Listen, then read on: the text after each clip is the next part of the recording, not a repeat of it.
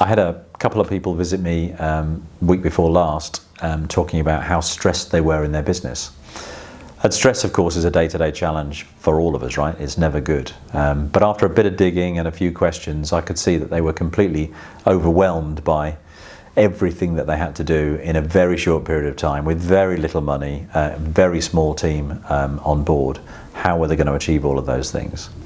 And so there are lots of ways that you can approach this. Mindset is hugely important, of course, but once you get into that state of overwhelm, you've got to stop. You've got to stop and take a look at everything that's on your list. Write yourself a to-do list. I recommend you write yourself a to-don't list. Take the things that aren't important today and put them on a separate list. If you put everything on one list, that's even more overwhelming than it might otherwise be. Plan your day. So plan your diary. What have I got to achieve on Monday? What have I got to achieve on Tuesday?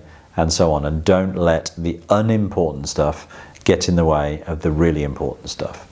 Part of overwhelm is the belief that you can't cope with everything you've got on your plate. You need to reduce that list down to only the things which are important. And of course, don't leave the important things too long, otherwise they become urgent and get in the way of the new things that are important. So really important you remember that. Take some time out. Go for a walk at lunchtime. Walk the dog in the morning. My routine at 6:30 a.m. is I'm walking the dogs around the park. Why? Because it sets me up for the day. It allows me to breathe, to think clearly about what I'm going to do during the day. And when I get to the office, it's then bang, bang, bang, you know exactly what it is you're going to work on.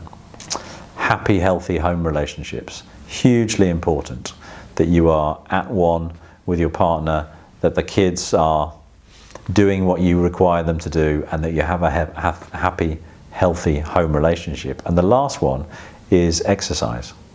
So if you're not a regular exerciser, I can't recommend it highly enough.